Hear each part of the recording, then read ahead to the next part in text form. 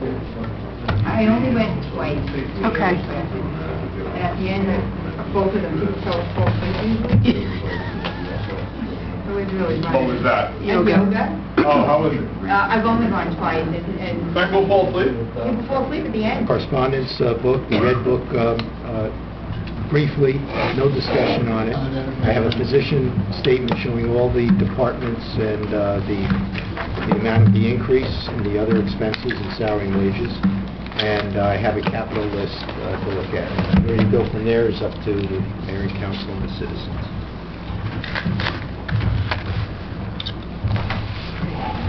Do we have any idea about the revenue side? No, I've not looked at revenues. We're still closing out at this point, and I don't have any tax rate or assessed valuation information either. You want to do the carnival? Yeah.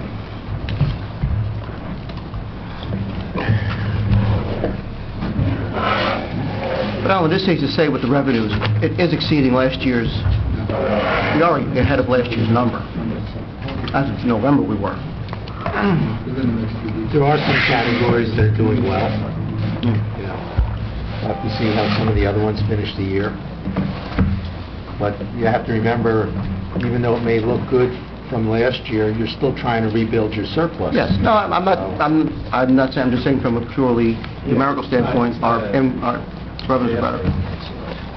Particularly it was in the fines, it was in the permits and police outside duty, which Chief Carruti attributes to having a traffic officer. At least some of that is, so. Okay. Good. 2, 3, 4.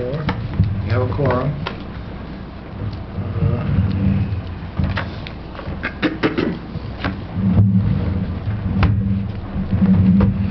Adequate notice of this meeting has been made by sending notices out on December 5th, 2014 to the record in the Ridgewood News by positioning notice of this meeting on a bulletin board in the lobby or hall, filing a notice of this meeting with the municipal clerk. I'd like to remind all members of the public we have 3 fire exits in the council chambers, 1 on each side of the dais and 1 to the rear. In addition, we are being recorded both by audio and video for purposes of creating a public record of the meeting. If any member of the public wishes to be heard, they need only identify themselves and they can make a statement or ask a question. I'd like to wish everybody a happy new year. We have almost a full quorum for our Citizens Budget Committee. We look forward to completing the budget process in an expeditious manner. And I think that's it. I'm going to, as usual, turn it over to Alan. Thank you, Mayor. Welcome, everybody. Today will be a little bit of a learning curve. We'll go over the forms, and we'll look at our position for other expenses and salary and wages. We have the capital list from the departments. But I'd like to start off with looking at the red book, which is going to contain correspondence, as we call it, to you. We number the correspondence in the upper right-hand corner, and some of the information comes from the state of New Jersey, the Division of Local Government Services, which we have to answer to with regard to all of our finances. So item number 1, the correspondence number 1, is a local finance notice from the state. This is how they distribute their regulations to us. And about the 3rd paragraph now talks about a cost of living cap adjustment. Our appropriation limit is 1.5%. Should be number 1 correspondence. Okay. 1.5% limit on the appropriation side, with the ability of the mayor and council to go to 3.5%. And we'll discuss that at a later point in time. For your information, there's also a second limitation which we have on the amount of property taxes that we can raise. So we are limited in 2 ways by the state of New Jersey in terms of putting this budget together. Our first objective is to create a legal budget within these 2 cap limitations, as they call them. So that'll be our first directive. The second item is an article on municipal contributions to nonprofit groups. This has been distributed probably for 20 years to the mayor and council. I know that from time to time we receive requests from various civic and nonprofit organizations, but we are limited by the state constitution as to who we can provide contributions to, and it's very limited. So, of these other very worthy groups, it's unfortunate, but we are unable to provide public dollars for these items. Correspondence number 3 is a note from John Lynch, Superintendent of Public Works, about salt price increases. And you'll find areas here where we have correspondence from the departments, and they'll give us additional information. As you ask questions, they'll respond to you, and we'll just put it into the correspondence so you have their response. What we suggest is that every morning or evening when we meet, if you come a little bit early, pull out your red book. It'll be updated. You can just take a thumb through some of the updated correspondence. Correspondence number 4 was a request, I believe from Councilman Mignon, as to the impact of the Huffman-Coos development or the Total Wine development, and we exchanged some emails with the assessor on that as well.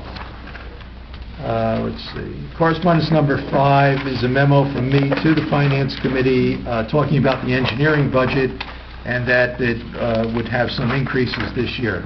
Constantine, good morning. We have a black book for you and a red book, and there's a coffee and a bagel inside if you'd like to help yourself. We're going through the red book at this point.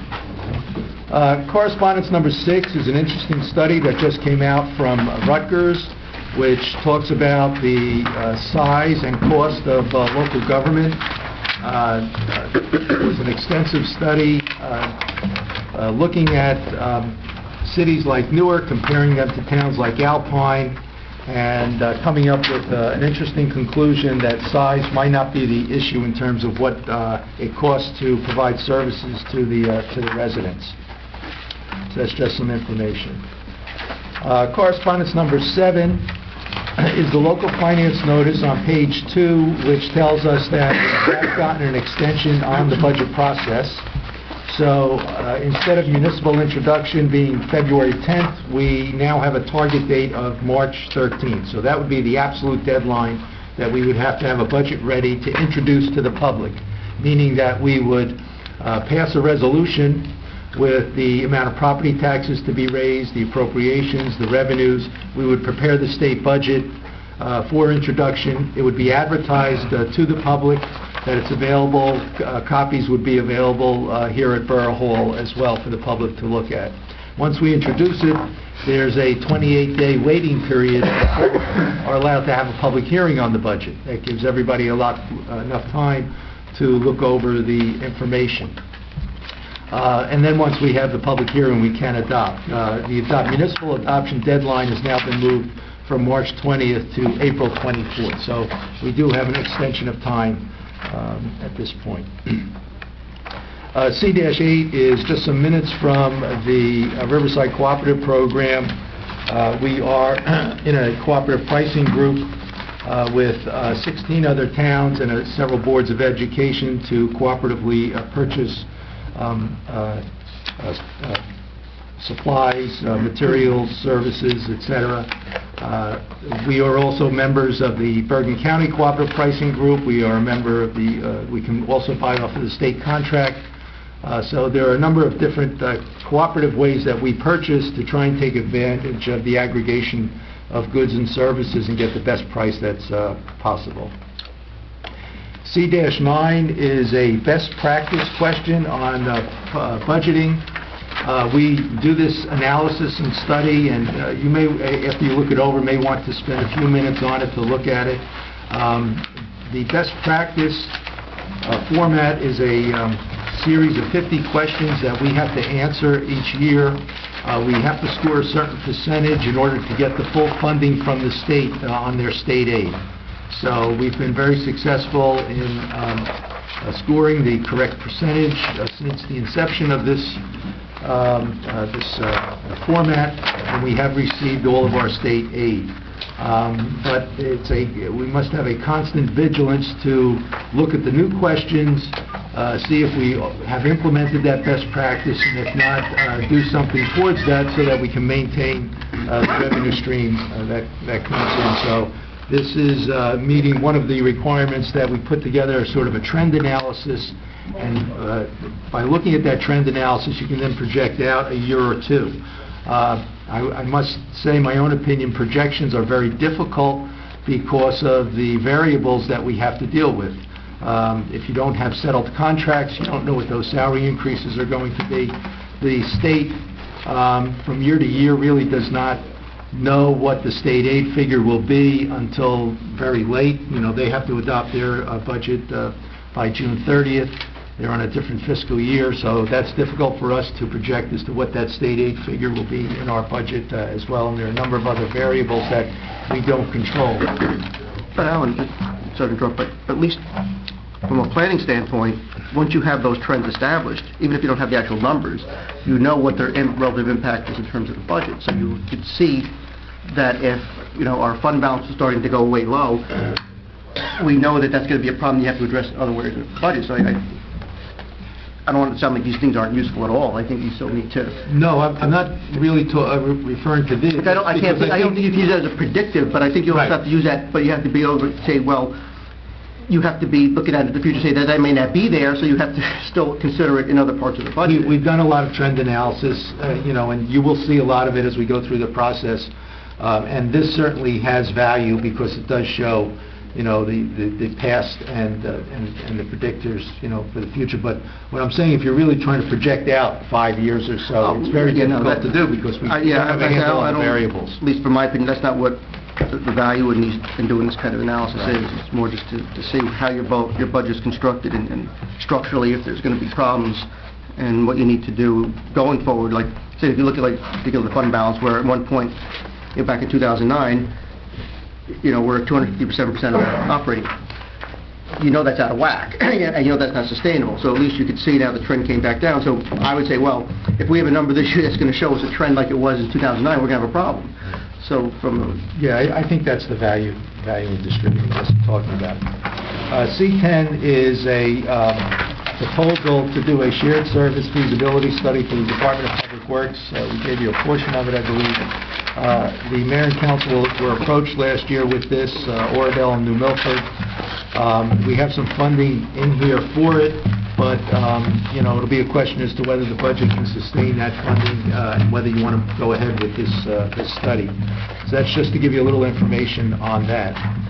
C11 is a copy of the pension bills that we recently received, and C12 is an explanation from Gita with regard to certain increases in the operating budget. So that's a feel for the correspondence as it sits to date, and we'll add to it every meeting as you know, additional information becomes available.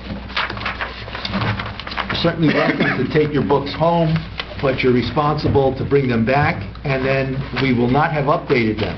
So what that means, we'll hand you a stack of paper, and you'll be responsible for getting it into your notebook however, you know, you deem appropriate. We have distributed this, Gita, I believe, electronically also. So, It'll be a lot easier to compare electronically. well, it won't be organized when it comes to you electronically. So when we sit here and we talk about, okay, go to account 2202 engineering, somehow you'll have to find that on your laptop or your iPad. You know, it'll be in the black book under a tab that says 2202, and you'll be able to refer to it. So, but if that makes you happy, if you want to organize it yourself electronically, that's fine. But we're not at that point yet where we can deliver it to you in an organized manner. I mean, I think it's taking a lot of time to put this together, and then it's consuming a lot of time for us to update all the time. So we thought if you can find a way to approach your current system to putting electronically inside, I think that anything is feasible. Given the resources. Alan, didn't we buy a projector too? Didn't we? Yes, the screens are up, but the projector is not hooked up. That's my next project, is to read the manual and get the projector hooked up. I can get someone to help you. Now, I have a question here in correspondence number 9. Is this in the first graph? Is this in thousands? It's one of those guys who wants to read the manual. On page 3? On 9? Yeah. We're looking at C9? Looking at C9, page 3. The operating revenue per capita? Yeah, 2,000 or is... Oh, yes, thousands of dollars. Can I just request that C8, the minutes of the Riverside Cooperative, we didn't receive the complete minutes, that I'm interested in the continuing discussion about microsurfacing. There was a discussion in the minutes, but we didn't get the conclusion of the minutes. I don't have a back page. Was there oh, you didn't I don't you have it. that? Why? Oh, I apologize. But Probably nobody has that. But you emailed these when you... I don't remember getting... Yeah, we We do get them, yeah. distributed. Did you? I thought we did, but I can't say specifically with this particular one. Okay, I just would like to see the... Because I do continuing generally read them when we get conversation. them, so I remember... Thank you. Yeah, no, thank you for Because pointing I that out. never- We'll get that updated next time. The draft statement for the shared services, when will it be finalized? They won't, Mayor? Yeah, okay. It won't, in my opinion, it won't be finalized until first we put money into the budget and commit to it. There are no commitments from the 3 towns to do this at this point. But once we have money, then the council can discuss moving forward. I did get an email from Councilman Petrino from New Milford indicating that Oradell and New Milford have both agreed to go forward and fund this study. So we are the last municipality that is invited to participate. He indicates that there's a projected cost to participate of about $8,000 per municipality. So I know we had a preliminary discussion about it, but that was before we had a commitment from any other town. So we should put it back on the agenda for further discussion or discuss it during the budget process to decide if we're going to participate now that Wardell and New Milford are both moving forward. Alan, could you just find out what Oradell did? Because when I last spoke to Councilman Fledging, who's their DPW liaison, they had not come to a consensus, and this was in November, so they may have done something since then, which I'm not aware of. And so before I make any comments, I just want to see what their action was. So right now, we're not sharing services with anybody? Oh, no. On the contrary, there's a tremendous amount of sharing that goes on, both formally and informally. But this is more of a consolidation study of consolidating the 3 towns' Department of Public Works into one, and then providing services to the other 2. Now, One is the lead agency. The aim of it is to cut costs, obviously, and not sacrificing service. Exactly. And yeah, it's got to be a middle line into it, because you can't have them both. You can't, and that's inherently what people don't seem to understand, is that you can't cut costs substantially and maintain exactly the same level of service. And I don't want to get to this now, but I had given the whole analysis at one of the council meetings, because this particular firm is the one who did the study for Montvale and Rivervale. And to me, the study was very flawed. There was no clear... The study start off with the bids that the companies are out there, and the other side of the study would be, what about if I pitch with different boroughs? What would be my cost and my services in terms of... Well, in the bottom line, we don't need to get into a big discussion now. The bottom line with the Rivervale Montvale was that through all the analysis and all, they both saved the same exact amount of money. How does that happen? It can't. $400,000 to the penny. That's the way the report came out that they were going to save. And there was no indication in the report how they saved the money.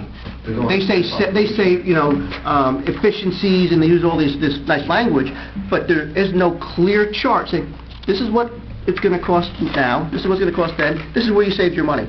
And then what happened after the fact, as often is the case, they implement the program, and then you go back to the budgets, and they increase the budgets in other ways. Okay, They no. privatized services that weren't privatized. They gave more money to the DPW director in the other town now because now he's doing 2 towns. All that was not part of the study, so no one really knows what the true result was of this I understand that consolidation. right now, all of the sharing services was promised, is that true?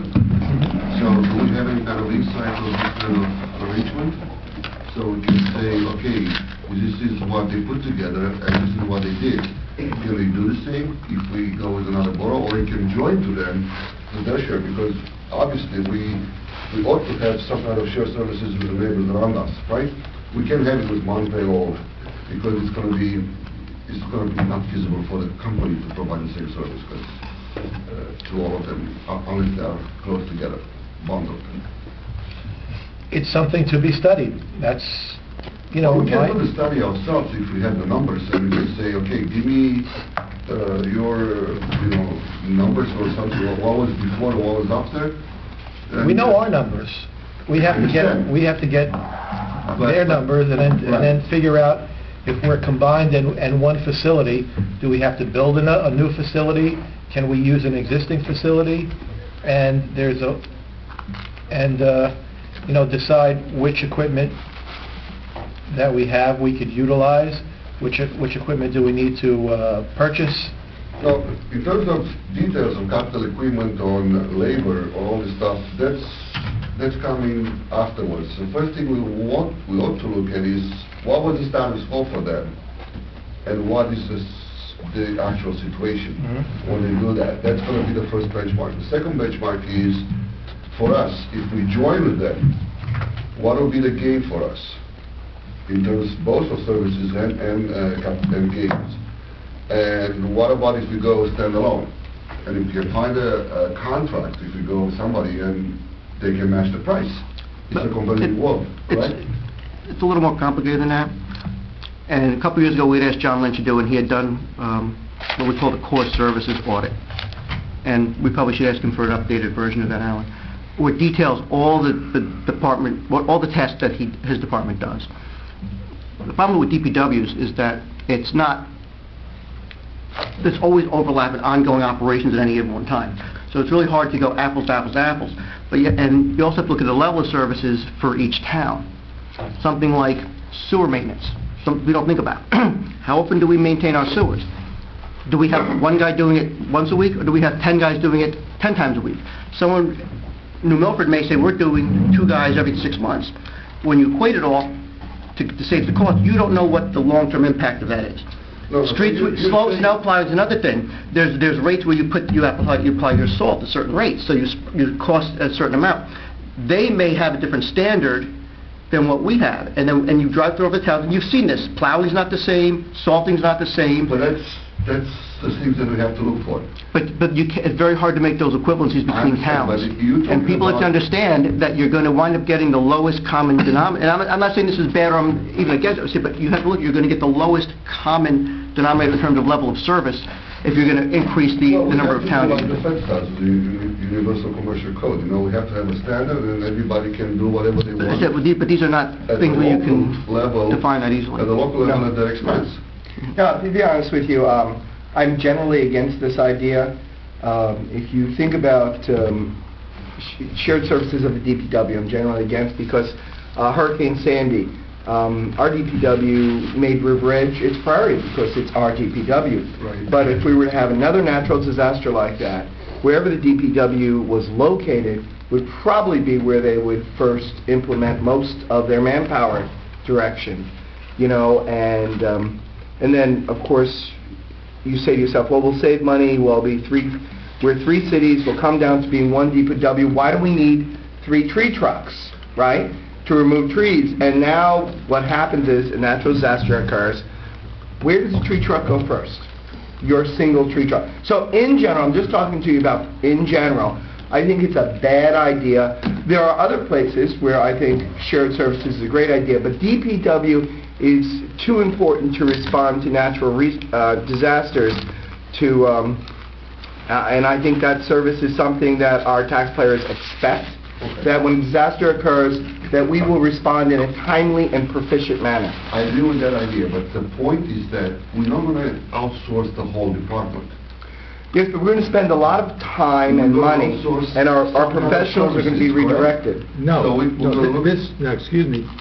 This particular study is a consolidation of the three departments, and not picking a particular service. It's all three departments, with one town becoming the lead agency, and then providing services to the other two. Okay. And that's where my objection stems from. And to me, the only way it really could work, and it will never happen, is you would have to do a true consolidation, and then do it as if it's the school district. That is terms of DPW, it's one town. Therefore, you don't have them, it would have to have a separate management structure, like a sub-board from the members, because right now you're going to have 3 mayors and councils having input to a DPW director. I agree. No, so we're talking about logistics. So the only way to do it would be to consolidate it, and then you spread the cost using the equalization rate across all the towns, which is never going to happen. That's the only way to make it a general. Having a service, as you say, is coming from cost, right? So the point is that, do we want to share the cost, to spread that cost, just to have the kind of level of services they want? I think you've simplified the argument, and I don't think that's wrong in these early discussions, but I think what Councilman Mignon is saying is what I've been thinking, and I think many of us on this council, when you look at the details, and when you look at the actual practical application, it's not a different ballgame. Yeah. It's a different ballgame, and the bottom line is, you know, we are responsible to the residents of River Edge. There are other services that perhaps we can consolidate, but this particular service, and then, of course, as Alan often points out, and correctly, you know, these sort of studies cost money. We say, oh, well, let's do a study, but there's manpower, there's professionals we need to hire. So unless we're talking about moving in a direction, as Councilman Mignon suggests, which I would agree, it would have to almost act as an independent municipal body of its own, and perhaps that's not the correct verbiage. Without that, then what we would do is we'd have a political push-pull whenever they were most needed. And I don't think that that's really what the residents of River Edge want from their DPW service, given the level of taxes they're paying. Again, I'll give you another example, like you talk about, and we looked at this. You can look at aspects of DPW operations for shared services. We looked at that for fleet maintenance. Paramus has a huge department to do fleet maintenance. Now, we have 2 full-time mechanics on our DPW. You could save those salaries, theoretically. But then, the problem is now, when you have a snowstorm and your plow breaks, who's going to fix the plow? You're not going to go in line over to Paramus and wait for them. They may have people on call, but you may not get your... So it's almost like you have to think about, particularly DPW and police services, the way I look at it, their insurance policies also. So sometimes you're paying for coverage you may not need, and to save potentially $100,000... Now again, I'm not trying to minimize it. Everyone who's heard me on this budget knows how I handle the budget, but to save $100,000 on a $15 million budget, and all we need is 1 or 2 times when we can't get a plow fixed during a snowstorm. To me, that's not the value's not there for us to do. The point is that to be very elastical and respond to the needs and be also proactive. And being proactive meaning that we have the weather forecast in your example, right? Yes. We know that we're going to get hit with a snowstorm. What are the resources on hand, and what can we manage to do this? To get over it, maybe in the same, almost the same level of service that we used to, or like you do in your family, when the bad times does, you like to eat boar's head? Yeah, but when you get hit in your pocket, you go into substitutes. You're going to take the storm brand instead, right? So that's a meaning, that's the point that I want to make, you know. But you're right, but you have to say, but then you have to establish what an alternative level of service is going to be. Yeah. Correct. Yes, but that becomes our responsibility as policymakers. It also depends on what the public expects. That's management. You have to manage this kind of stuff. But you're right. In a perfect world, you're correct. But you're not dealing with a perfect world. You're dealing with municipal government. Yeah, you're dealing with... It's easy when you own your own business and you're the dictator. What you say goes. It's not the same thing. Yeah, I own a business and whatever I say goes, but when you're dealing with politics, there's a lot of chefs in the kitchen. My point is, if you explain to the taxpayers, these are the things that we have on hand and what are you going to do, and you explain all the facts to them, I don't think there's going to be any kind of politician. I think a lot of the residents don't mind paying the extra, actually, from what I've heard on the street and spoken to No, people. no. I'm not speaking for 11,000 people, but... Well, No. well, actually, we walk the town when we're running for election, and one of the things, if you want to talk about minimum expectations, they expect the garbage picked up, But they who expect sewage. establishes standard? It's what the public has come to expect. Yes. This is history. It's, Yeah, if I may speak, Mayor, for a moment? yeah. So I've been here for several decades in this position, and I've come to the conclusion that you do have a very high level of expectation for quality of life issues in this town. Very important. Rendering core services just is expected, but the quality of life issues, how much snow plowing is done, when does it get done, how do we recover from storms, time of the day garbage gets picked up, you might think are small issues or things that the town would accept. The level of expectations is very high, and mayor and councils through the years have heard this week in and week out, and they're expected to solve these problems on a daily basis. I So agree. it is a very difficult challenge Definitely to agree. re-educate the public if that's the tactic that the town is looking Politics to is a do. newsletter. But I agree with your point. When I moved into the town, my house was built, and I gave you the example before, my house was built in 1927. When I moved into the town 20-something years ago, I paid $3,300 and the level of service was excellent, right? In this time frame to now, it tripled. And we don't have the same level of service like I used to have before. So there is a kind of a giveaway from the residents and all this stuff. I understand the expectations are high, but everybody expects to be high when they pay top dollars for it, right? Yeah, the other thing you have to look at is the municipal service end of the tax rate, and we'll look at that. If you look at the pie, we're typically 23% or somewhere in that neighborhood. Most of the tax increases and burden comes from the county and the schools, frankly. And of that 23%, you're getting police services, you're getting public works services, you're getting a recreation program, you're getting a library, you're getting your garbage picked up, you're getting your sewerage processed, and I can go on and on and on. So when you look at that 23%, which probably comes to maybe $2,000, and you look at the services you're getting, I mean, this is the logic that the council has to look at. Okay? And All right, so- another number, let's keep another number in mind. In order to reduce the budget, we will either need to increase revenue about $140,000, we'll get the exact number later in another week, or cut expenses $140,000. And on a home of $300,000, that will give relief of about $30. So every $140,000 you cut the budget, that will translate into about a $30 decrease in taxes for the home. Gain for the taxpayer. Yes. Per the year. Yes. And that's because we're 23. $30 in a year, divide that out. But I was- 52 On a weeks. typical home. we're all willing to go and buy something the same, for a couple of dollars someplace. Yes, sir. But that's not the point that I want to make. The point is that it's always a good idea to have this kind of services to the point that we can satisfy both, right? And I can go back to my example.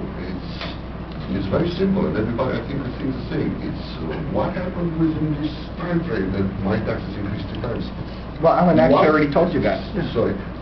What do I get you on the table? That Let me cut to the chase. So you want these guys to spend $8,000 on a study, because that's what we're talking about. It's an $8,000 bill to stay on a study to join these two towns, and we'll find out that we can all save $100,000. But then again, we have Is that what- to make a judgment. Is it worth it to do this? It's not worth it. But and what I'm asking you is that what you want to take a vote on? You're barking up the wrong tree. Join the conversation. I know you You're barking up the wrong tree on this one. No, but one more point, and Yeah. Alan raised That was a big it. point. I would suggest you read the Rutgers study that Alan put in here, because, and I have some issues with some of the conclusion they made, but basically what they've determined was they looked at every municipal budget in the whole state, and they looked at the budgets, the appropriation, and he looked at the population and other factors.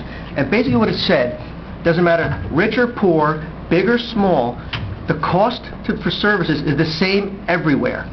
Police is the same per person, they're all very similar. That's the conclusion. I can refute your argument. I'm not going to, it's not my argument, it's arguable. They did 566 budgets. The same ballpark with everybody? On a per capita basis, yes. That's what the study concluded. If they increase their cost, then we have to increase the pay. That's not what I'm saying. I'm saying if you looked at 566 budgets in the state of New Jersey, and you do it on the per capita basis that they did, you'll find out that there's very little fluctuation in terms of efficiencies for bigger towns, smaller towns, richer towns, poorer towns. That was the conclusion of the Rutgers study. We do have to move on. Just let me say that you've heard the arguments. When we go for training and seminars to the municipal convention, we hear and we're spoken to by state officials who say to every mayor and every borough administrator, you're not doing enough consolidation. You're not doing enough sharing of services.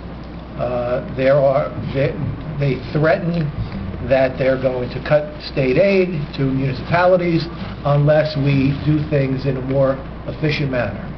So that's the impetus from Trenton for shared services and consolidation statewide, not just in Bergen County, because every town has a fire department, a police department, a DPW, and it's duplicative. So in terms of municipalities doing its due diligence, they enter into studies like this to determine if the cost savings is worth the reduction in services. All I'm saying is that in doing our due diligence, we should join into the study. Even at the end of the day, we say... $8,000 is not a lot of money for that. It's not a lot of money. But you heard from members of the council that they don't even want to take that first step. So that's where we are in the budget process. Stop putting words in my mouth. You're going to see the position summary where we're going to be several $1 million difference between what our projected budget this year and what our legal budget's going to be. So saying $8,000 is a lot of money, yes, you're right, but you didn't even look at the whole budget yet. I've spent, and I'm not saying, I probably spent about 15 hours already trying to look through this budget, getting prepared for coming into this year. We're going to have a huge deficit we're going to have to look at cutting, and to say $8,000 is nothing, fine. But if I said, let's take out your $8,000 to give to Don Smart, you'll say, no, that's important too. So we're going to have to look at everything when we get to where our priorities are, and then decide what's worth doing and what's not worth doing. So just don't say that we don't want to do these things and we don't want to spend money on studies. I'm not saying every study, I'm saying this particular study. Don't give it the same importance as everything else at this point. That's what I'm saying. Well, We're only 5 minutes into a meeting. I agree, but if we do a study which is only $8,000... But we don't have it. You have to decide if you're going to spend that $8,000 on this or get to week 7 or week 8, and we have to cut $300,000 from the budget. And we start saying, okay, well, this we can't do, this we can't do, this we can't do. We go and we say, well, we've been saying we can't do this for the last 4 years, so maybe we need to do that. So then we got to take it from somewhere else. $8,000 is nothing until you have to start cutting. Okay. And then $8,000 out. It becomes very important. It becomes very important, and you cannot... And Councilman Mignon is completely correct in his critique of the mayor's comment. It is not something that you simply say, oh, well, you know, it's only $8,000. It isn't just $8,000. Not after 7 weeks of sitting here, you know, and we're down to, okay, well, what are we going to do here? Our DPW is down in staffing. Our borough administration is down. We have turned full-time employees into part-time employees. We have squeezed every penny that we can. Now, we're not saying that we don't want to save money, because we do. And we're not saying that we don't want to consolidate. We do. We're simply saying, or at least I'm simply saying, I'll speak for myself, that I'm skeptical of spending $8,000 specifically on the DPW, because if I were to say the one thing that our residents experience as a benefit for their tax dollars, it is the DPW.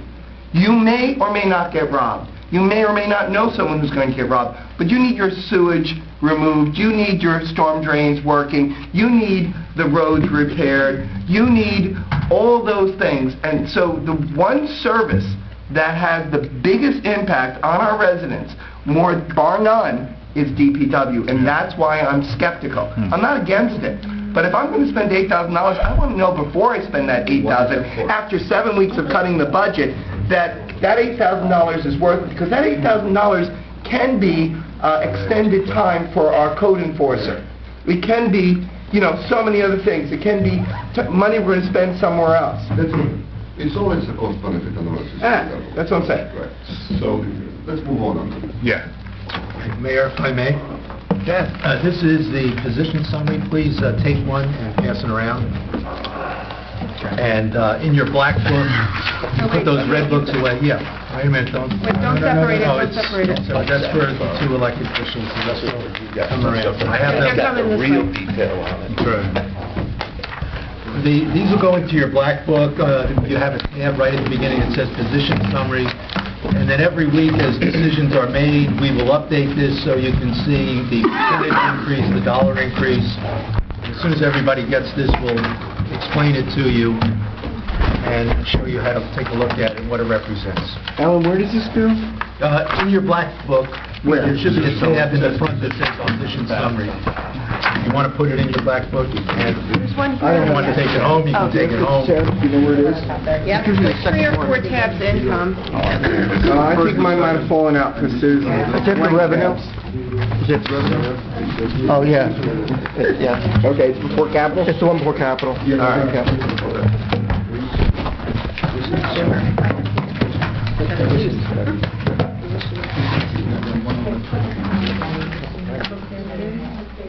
Oh, I'm good. Thank you. I'm okay. Well, I saw 2.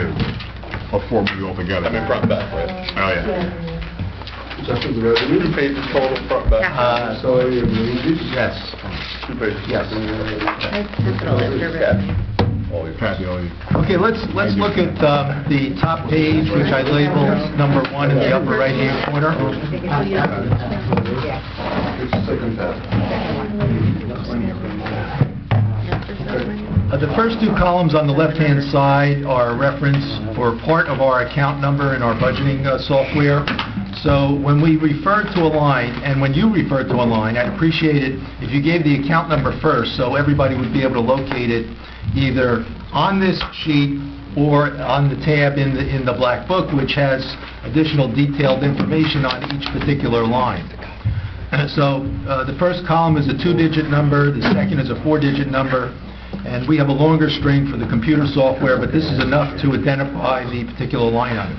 The state of New Jersey has a mandated state form for the budget with a uniform chart of accounts, which we follow, which means that the line items that you see here are common to other municipalities as well. So it is flexible to a certain degree for subline items, but for many we have to stick to the uniform chart of accounts, and it's statewide.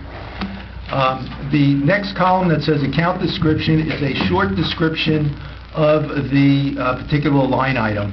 And many of the ones that you see here that are coded 10 are grants that either we will be receiving during the year or have received in the prior year.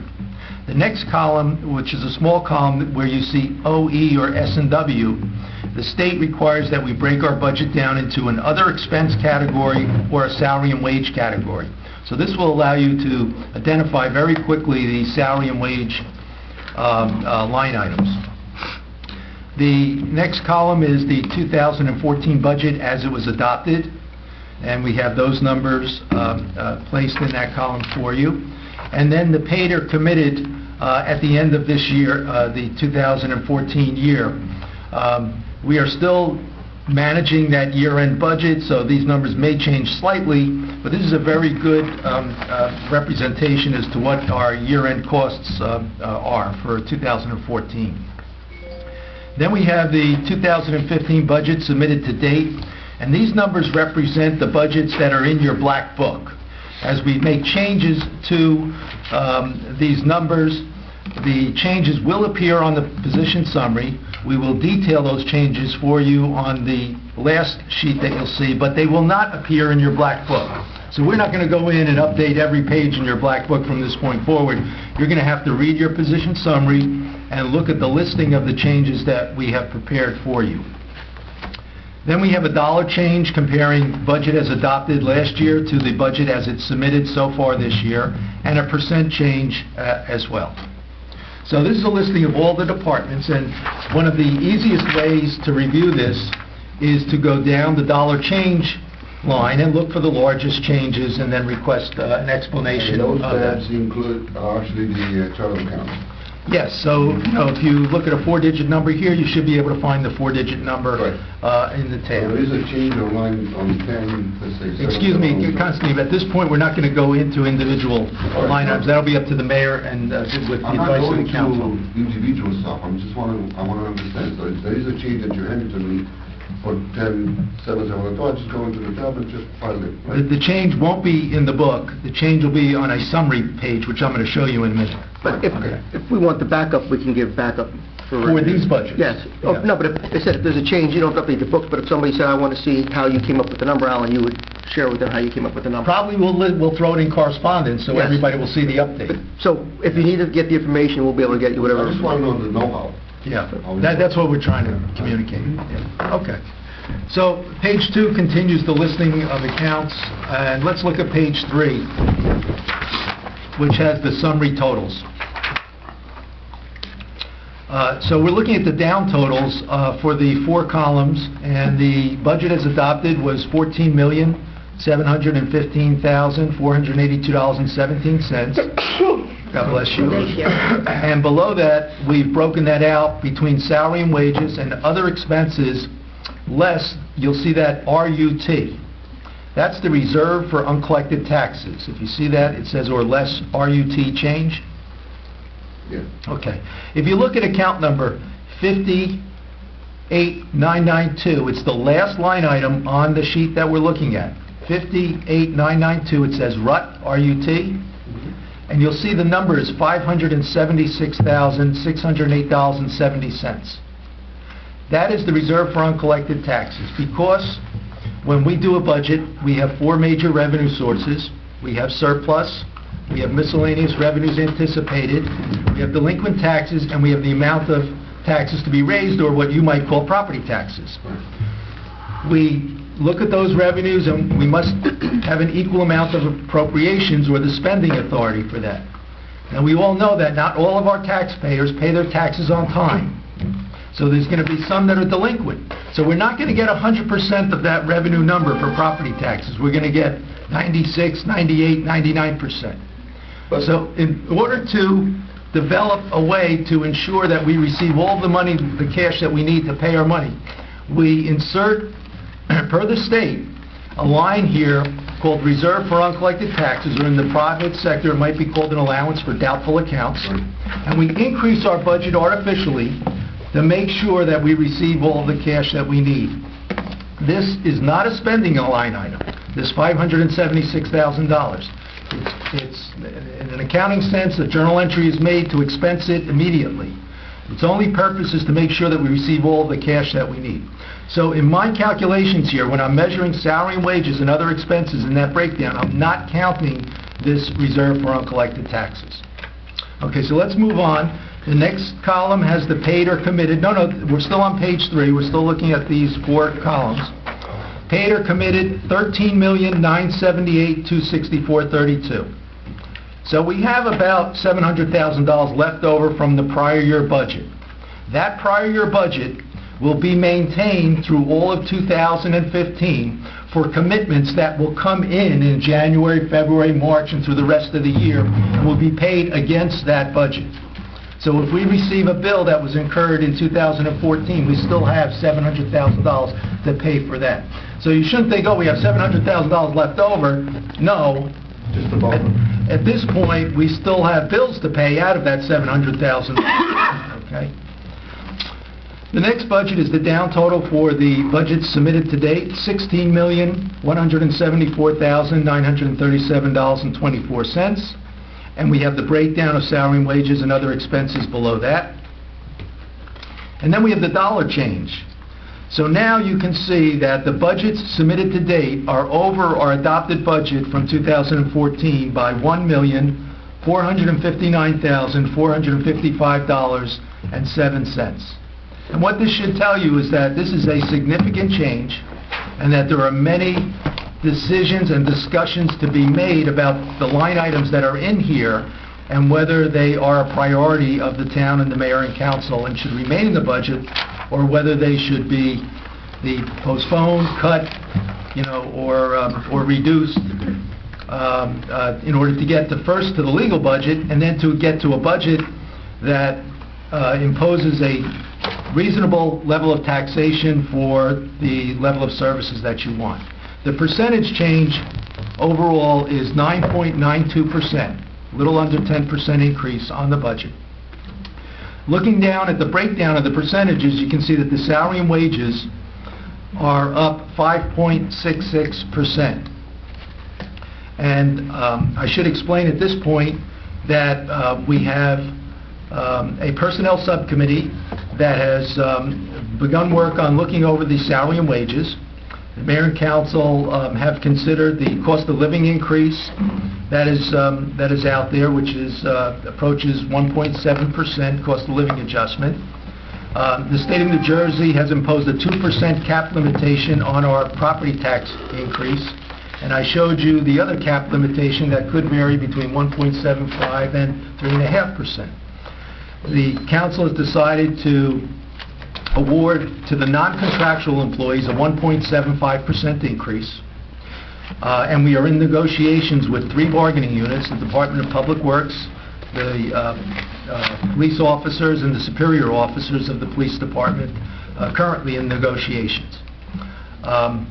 This percentage increase of 5.66% includes not only a cost of living adjustment, but other obligations of the borough that we might incur during the year for salary and wages.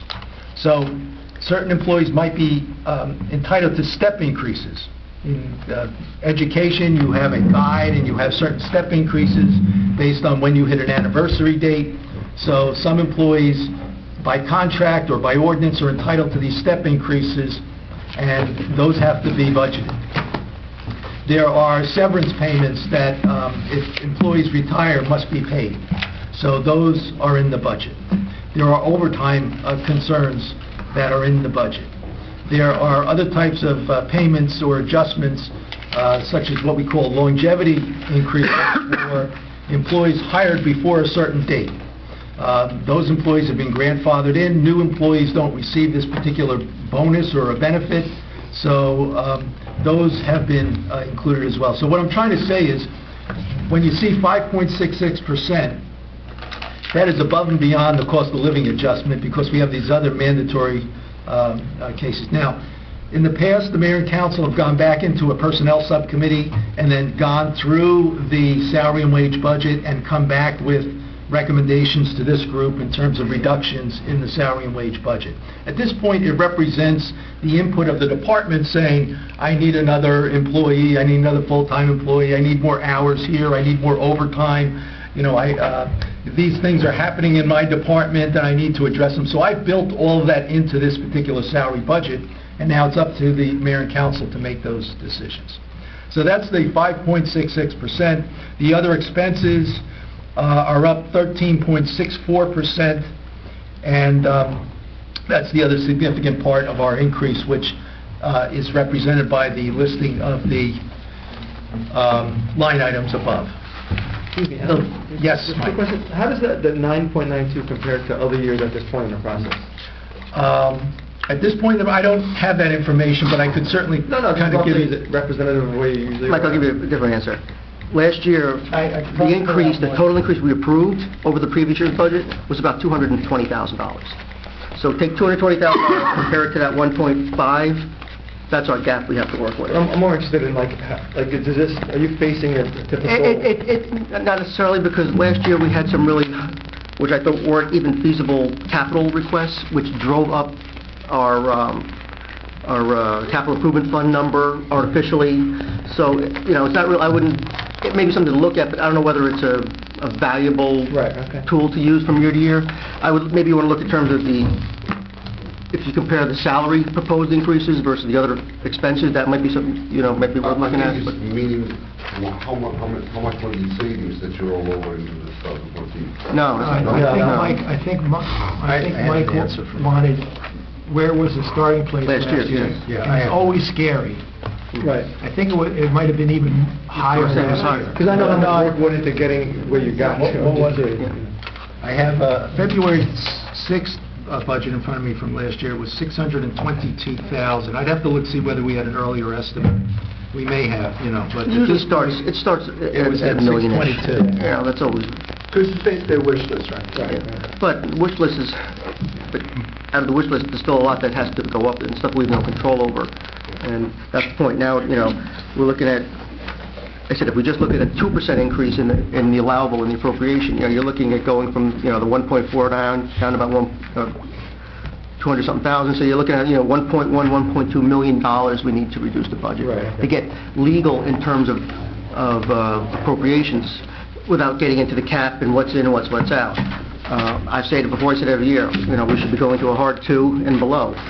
None of this, what I call shell game with the caps and the stuff the state lets you do, put this outside the cap and raise taxes here and don't include everything. We almost had a hard 2 last year, not quite. So if we looked at a hard 2 this year, I said that you're getting down to, $200,000 increase over the year before, and that's going to be tough. Some of these increases are subject to our state cap limitations, some are not. The state does not make it an overall 2%, 1.75% on all the line items. It's much more complex than that. In both caps, some are included and some are not included. So that's what you have to look at. The ones that are not included become tax rate questions. Do we want to fund a certain amount of capital, for instance, out of our budget as opposed to borrowing? But that means that this year we'll spend more in taxes as opposed to spreading it out over future years. So those are some of the things that are impacting this particular budget that we may not have had in years past that you'll have to look at our policy decisions. The page 4, this is what I call the log, and this is where we will track the changes in the black book or this position summary for you. And since submitting some of these budgets, these are some of the changes that have taken place. So you can see the first 3 items. The first column has the item number, so I'll usually refer to look at item 1, 2, or 3. Then we have the account numbers. We have other expenses or salary and wages. We have the department description. We're looking at the first 3 now, engineering. And in this case, I've increased the engineering budget for several line items. The first one, I increased it, a difference of $5,000 for additional construction management services on the 5th Avenue Road Reconstruction Project. That change took place on December 11th, and we did, the little X indicates it's posted to the position summary at this point in time. And then coming down the line, you can see engineering. There was additional design inspection for 5th Avenue Section 2, $10,000. $20,000 inspection of the ADA curbs, county program. For Kinderkamak, several changes in the capital area on preliminary engineering costs. Those were reductions to the capital area for items number 4 and 5. Economic development, item number 6. I've increased that $10,000 for a potential review and study of the Mill Creek development pilot program. If you read the newspaper, you saw that there's an outside developer who came in proposing a complex. Well, they have certain studies that have to be looked at independently by the borough to determine, their accuracy. So this would be to hire a consultant, $10,000, to look that over. And then a couple of changes to Social Security. I have to make certain allocations between certain departments and the rest of the budget, so you'll see shifting of money sometimes doesn't necessarily represent an increase or a decrease. And as you can see with Social Security, I'm just shifting it from one line to the library to show how much of this is attributable to the library. And then we have an addition to the Community Services Act for snow and ice control for the Millbrook Townhouse Association. So that's how you'll get your updates to what's in the black book. The position summary also will reflect these new numbers, and well, this is how we'll keep you informed as to the changes each week.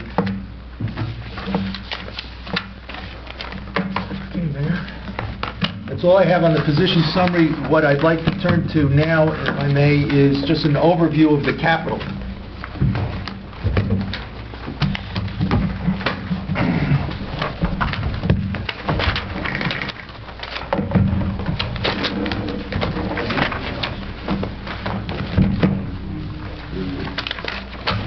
And I believe there's a tab in your capital, in your black book again, that says capital, and this is a summary that you'll be able to take a look at, and we'll just wait for that to come around before we start talking a little bit about it.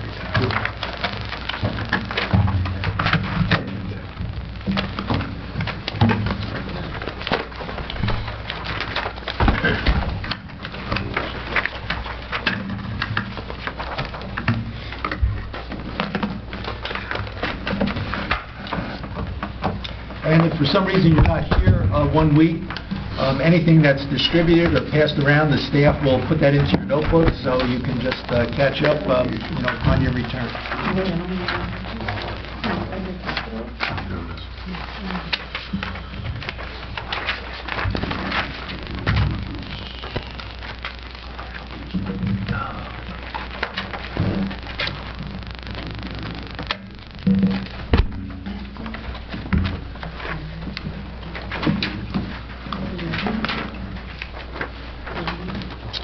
Okay, so the first page is a horizontal look at our capital or debt service, and what I like to do, again, this is another trend analysis type of thing, but I don't like to think of capital and debt in small pieces throughout the budget. You'll see it in different lines, so this gives you an overview of what it takes to maintain and improve the facilities and equipment in the municipality.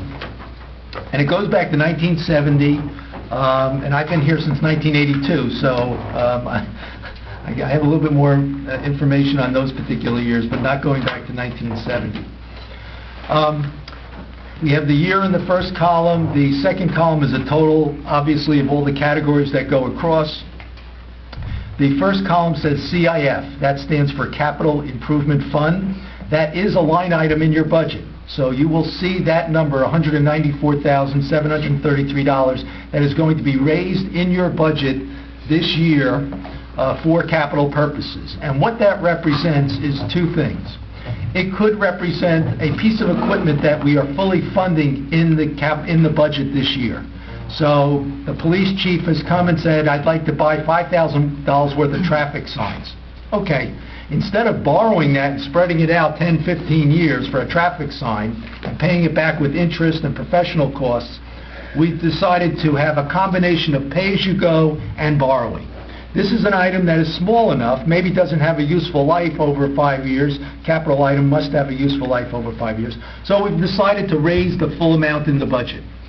So in this particular line on CIF, you'll see the $5,000. That's part of it for traffic signs. In addition, if we're going to borrow money, we must have, according to the state, a 5% down payment. So if we want to purchase something for $100,000, 5% must be cash in hand. We must raise that in the budget. New Jersey has the most oversight and regulations in terms of its local finances that you'll find anywhere in the country.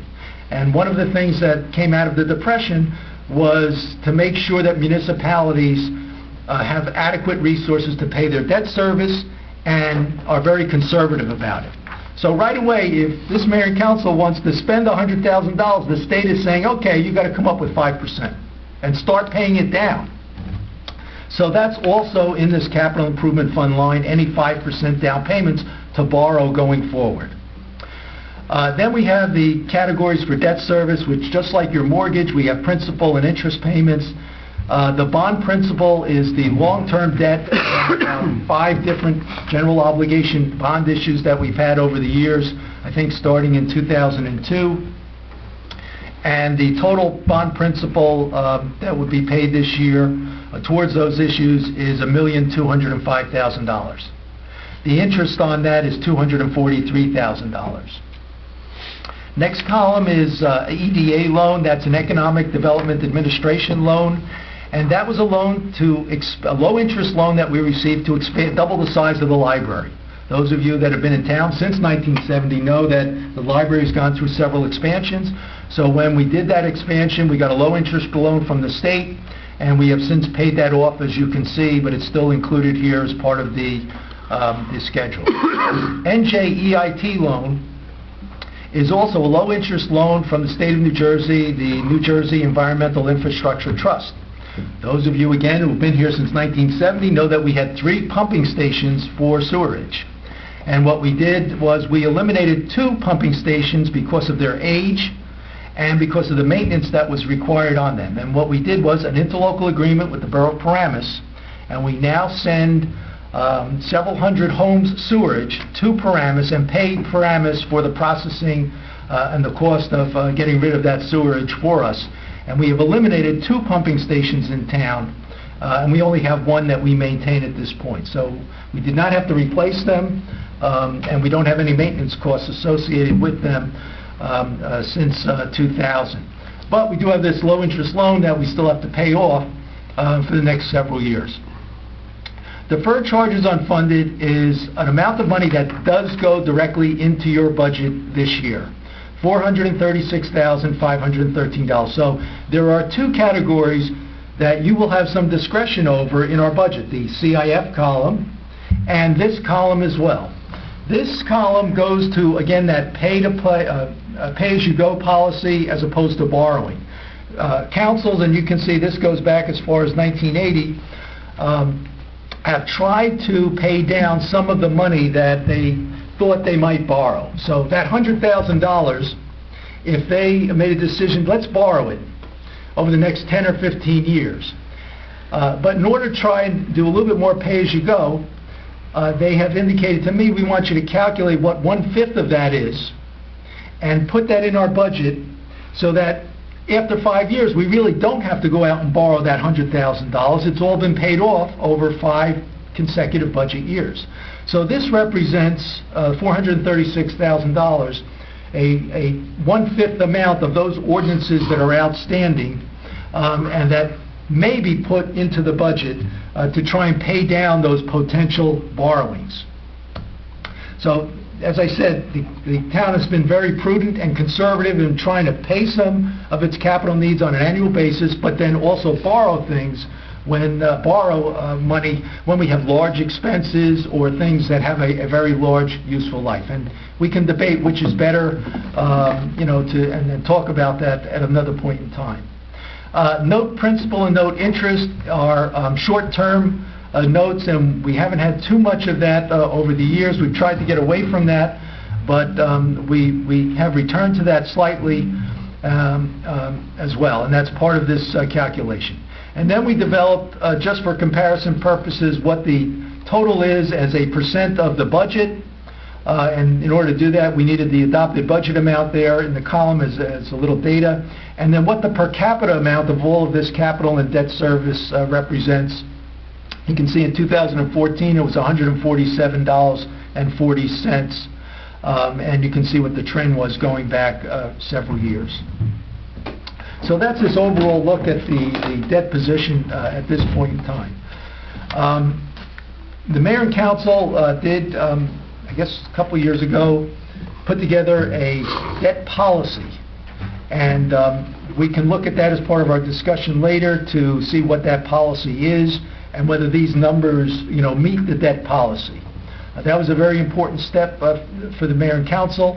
There are not many municipalities throughout the state that have a formal debt policy which places limitations on themselves in terms of how much debt is out there in total, what their total borrowing capacity is, and or the amount of debt service that's in the budget at any one point in time.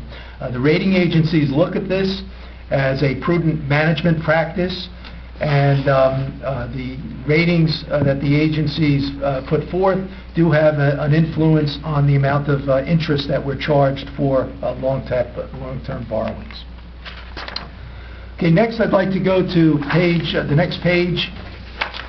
Alan, before you go, Sure. Any just questions? explain to me, above per capita, it says OOS.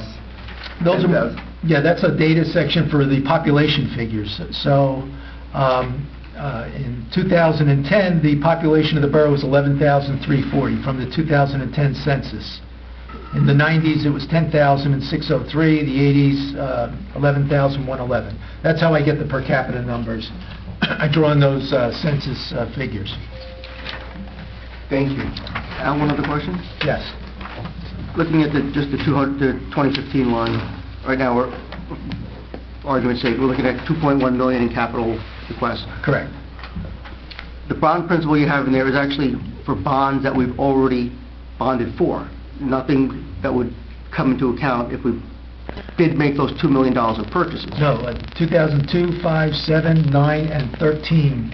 Those are the borrowings for those years, but nothing going forward. So, Right. so the other part that has to come into this is that if we did authorize $2.1 million in capital spending, what the additional bonding impact would be in next year's budget. We don't. It would appear either under bond interest or note, note principal, note interest, or bond principal, bond interest, at some point. Yep. Because last year... Yes, any list, the list behind it, any of that information will roll, in terms of future debt payments as we raise the cash for these projects. And I know I asked this periodically too, and I'm sure that the rest of the committee may want to see the debt payment schedule and the bond schedule. That's all in the black books under the tab for bond principal and and bond interest. That full schedule is there. Okay, if not, we can go to page 2, which is the summary of the capital requests for this year.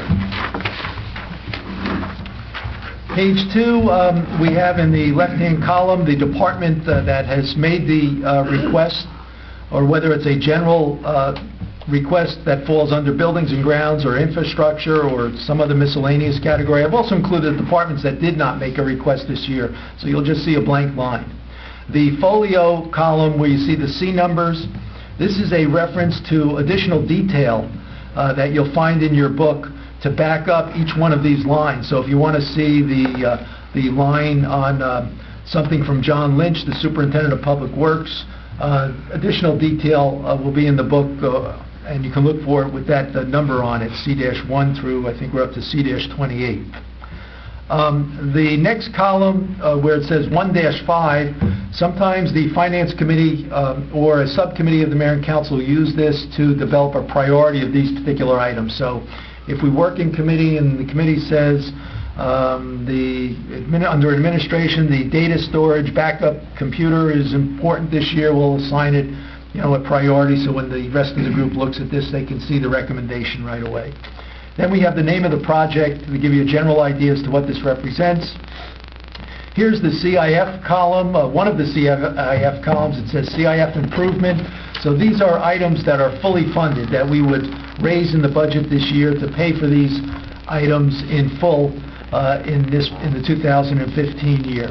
And generally, I'm looking at this review and I'm making the decision whether to borrow or to put it into this column. It may be the size of the request. A $500 request I don't think is worthy of borrowing for that purpose, so we should raise it this year. Or it may be questionable as to whether it has a 5-year useful life. So I'm more comfortable and bond counsel is more comfortable in raising it in the budget year rather than borrowing it and representing to bondholders that it does have a 5-year useful life. Capital Improvement Fund D/P, this is the down payment amount on the amount of borrowing that we would like to do. So the full project cost is broken down between CIF down payment and the bonds. The Capital Improvement Fund columns will appear in your budget. The bonds do not. The bonds are for a future borrowing, and then once we borrow that money, that would reappear as some sort of a debt service payment, principal and interest. The budget column is for something that the department may submit to us, which they think is capital, but in my mind is not capital, does not fall into this capital area whatsoever, and must be raised through the budget in an operating line, one of those other expense operating lines. Right now, we don't have anything that really falls into that category, but if it does, you'll see it there. And then total approved, while I use the language approved at this point, it really becomes the final schedule that the mayor and council will approve once they have adopted the budget. So you can think of this right now as, just the draft column, or, a column that's under discussion, but it gives you the total going across. Looking at the down totals, we have the grant total, CIF, and down payment. Those are those two columns representing the amount that will go into your budget. And then the next line down, plus bond ordinance, administration, engineering cost, 5% down payment. What I'm looking at here is, if we're looking at a construction project, the engineering cost and the administrative cost is not necessarily in the number that you're looking at up above. But I have to deal with that once we get to the point of creating a bond ordinance. I have to know how much advertising cost is going to go in there, how much engineering might be required, an architect, publication expenses. So I need a little bit more than what you're looking at above. So I've created a little calculation down here to indicate that I will need another $7,454 in down payment money on the ordinance, or the borrowings that you're looking at up above. Grand total CIF plus the down payment less funds in hand is sort of a subtotal at this point. Grand total approved or denied, that just gives you a total. That total approved, that's $2,672,150. And then I have a little detail here to get me to that calculation of how much down payment money I will need. So the critical number here is I'm adding $149,092 in other expenses to your bondable numbers up above. So again, if you see a project that you're thinking of that will have hard costs or construction costs up above, I'm going to add administration to that down below. But that'll be borrowing, which will take place in the future. The only effect on your immediate budget is that $7,454. Just one question. Could we just put that as a column so you can see which projects that affects? Well, if I keep shrinking this to try and get the whole thing on the page. The question so it's just a footnote number there. You can see how it grows. Well, but then the ones where that number's coming, they should be asterisked or something in the column so we know where those extra costs, what projects are generating those extra costs. I'm okay with that. I can do that calculation on each individual line and then a summary below. Is that what everybody would like to see? I mean, I understand your logic. Then you're seeing full costs on the line itself. And instead of having to add it on the end, and you don't know what that means. Okay. 2/3 of that may be from one project. Let's take a look at it, and if you're happy with it, then we can keep it. Do you think that that's just like a fixed percentage usually? I'm using a fixed percentage, but it doesn't always translate that way. The engineering costs may differ, maybe less on a road as opposed to a sewer reconstruction. So, but I'm using a 1% and a 5% type of figure, so to try and get something into the ordinance, so you're prepared for a larger number. Alan, is it possible to show, or maybe you can point me into the book where we can see those items that were denied last year are now being carried over to this year, so we can see what we've delayed? And also, I know some of these are part of fleet maintenance and annual program and planning, but there are some things that jump out at me as we denied last year, but now are back on for this year. We'll double check, but I think we gave you last year's schedule in the capital tab, but I would have to take a look myself in the black book. I don't see it in mine. Okay. No. If not, we'll make sure you have that schedule. I think maybe we gave it to the finance committee. Yes, we did. Yeah, There's okay. nothing in our capital tab. All right, we'll make sure we get the prior year It's schedule. just important historical. Or again, Yeah, no, that's good information. You should have you it. could just have another indicator if it's a repeat Right. on it, so we don't need more paper. Yeah. We'll get to see it next time. Yeah, just an R or something. Yeah, Right. yeah. So the bottom line number that will go into your budget this year, $194,732.62 at this point in time. I'd just like to emphasize for those that sit in the budget committee, that's not where we're going to end up with. Just a percentage. And so, Just a wish Just a point list. of clarification also, you indicated that those items that are, those departments that are blank did not submit or No. have yet to submit? I mean, No, we... because the Historic Commission, I believe, does have a budget for 2015. Yeah, that would be their operating budget, Okay, I believe. okay. But I didn't receive any capital Okay. requests. Yeah, this would just be capital. So right now, the capital request is down, this started request. Well, you know, I shouldn't say that, because as things continue to progress as we go through the season, and I'll give you an example. You'll see down here, under police, the very first item, library security cameras. This was a request that came to me just the other day from the library. We would like security cameras. So I referred it to the police chief to evaluate, analyze, see what the full ramifications were. There wasn't enough time to get that information to everybody by today, but it should be looked at, and you should have the opportunity to decide whether this is something you want to do and hear from the police chief on. So this is going to come. This is going to be an addition to it, you know, and there may be circumstances where... There are some open items that... There may be, and there may be things we don't know about that will come to our attention over the next month or two. Is there a cut-off line date? Or Well, we gave them the January 9th date, you know, to try and get all the initial information back, but I'm not going to say that, you know, it's... Well, like, for instance, it's we a break a hard number. plow, and we have to replace it. That would be something not in that we might have to add. But it comes into extraordinary items, it should be included into this somewhere. Well, It's not something that you're budgeting for it to decrease salary. This is what the departments have planned for, what they've looked at, but there's always exceptions in everything, so. The last page, page 3, repeats the initial columns, which give you the description of the item, and then we have three new columns for you.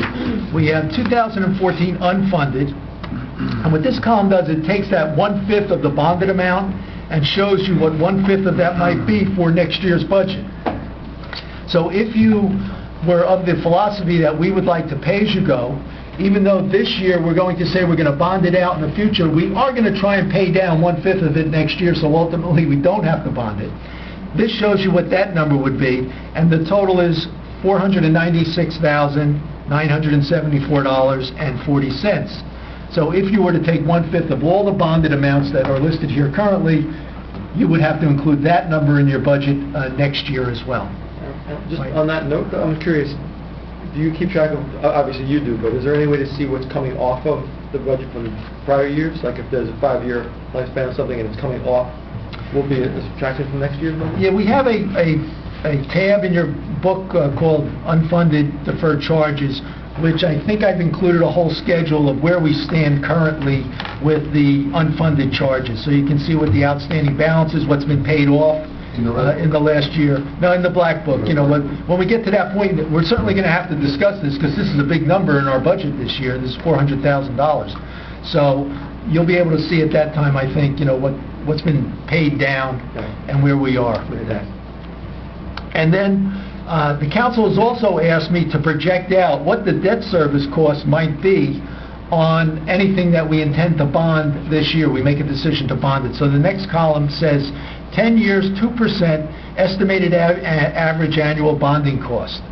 So there you have a figure for the interest cost on whatever number you're going to bond. So if it was that $100,000, which was the construction cost that we were looking at, you would be able to see maybe $3,000, $4,000. That would be an interest that you would pay out over the next 10 years at a 2% rate. Gives you some ideas, okay, if we make a decision to bond it, what's our cost going forward every year? It's going to be at least another $3,000 over the next 10 years. We're going to pay $30,000 on top of that $100,000 for the privilege of bonding that out. It's net present value. Yes, net present value, very good. And then the total is down at the bottom, $283,770. Now, just to clarify, that column, 10-year, 2% estimate? Yes. That's interest only? Yes, that's interest only. Right. Okay, thank you.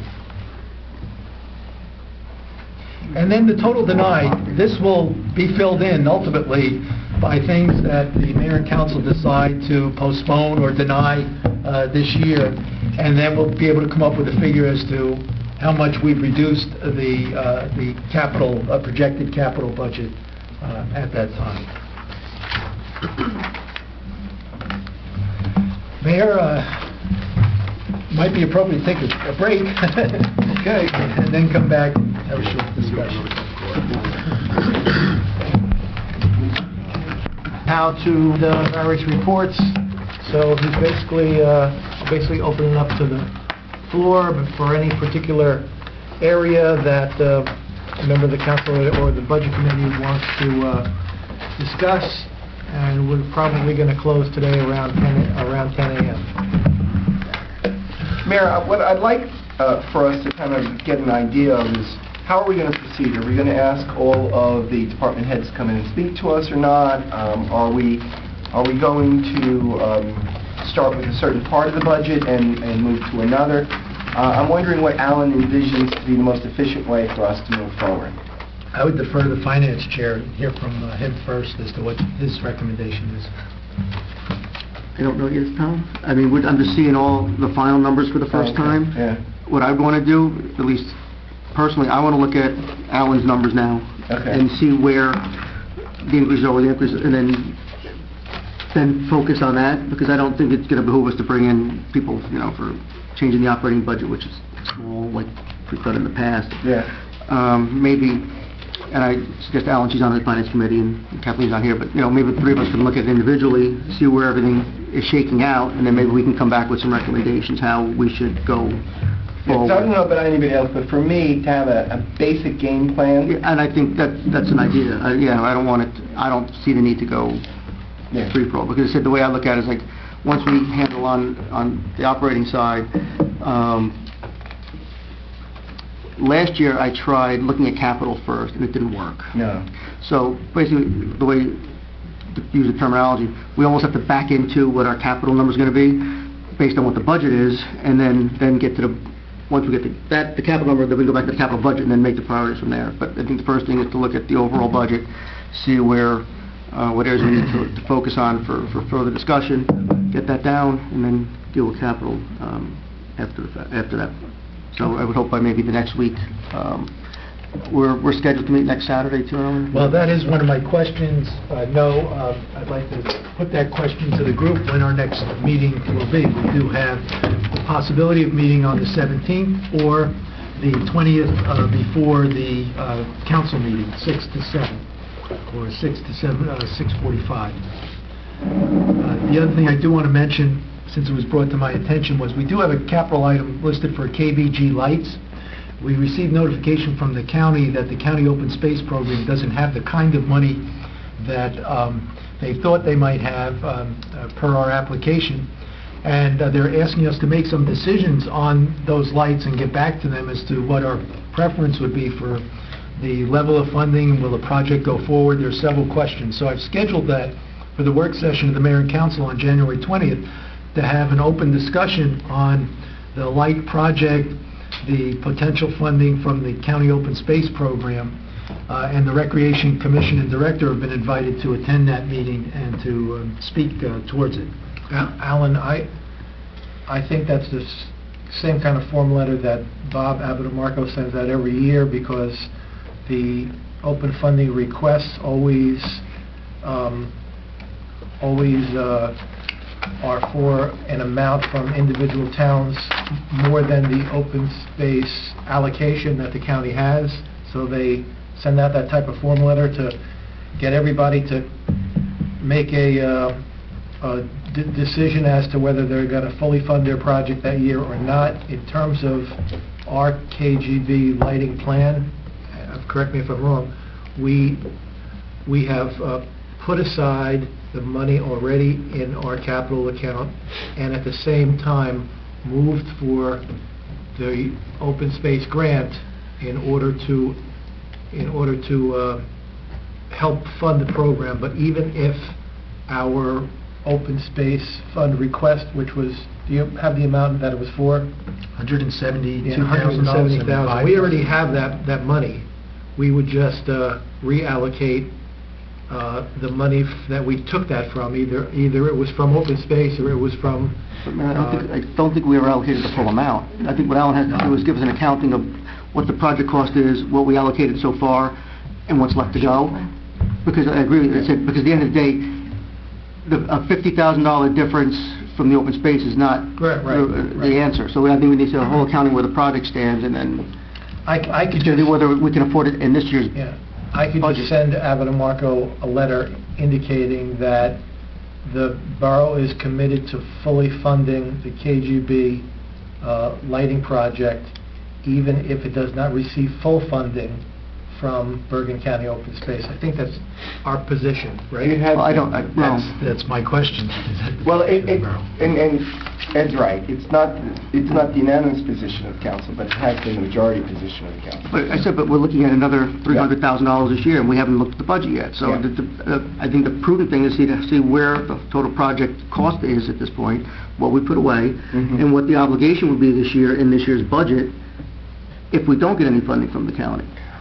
So I'm saying, and if you can say this right now and be comfortable, that's fine. But I'm saying if it turns out, and pick a number, that takes the county funding out, we still have to come up with another $300,000 for that project this year in this budget, between the additional capital cost plus the 60-something thousand engineering costs that they're asking for.